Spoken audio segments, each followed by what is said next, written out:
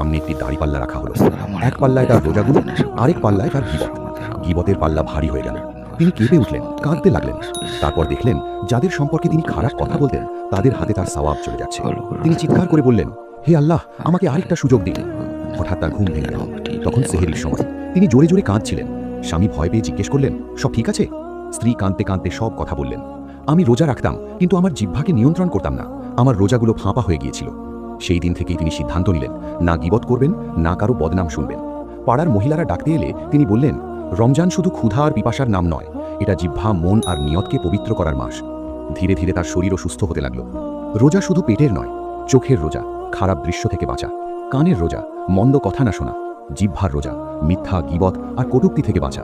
যদি আমরা শুধু না খেয়ে থাকি কিন্তু মানুষের মন কষ্ট দিই, তাহলে রোজা শুধু একটি অভ্যাস হয়ে থাকে। রমজান আমাদের ক্ষুধার চেয়ে বেশি আখলাক শেখায়। আসল রোজা সেই যা মানুষকে আরও ভালো মানুষ বানিয়ে দেয়।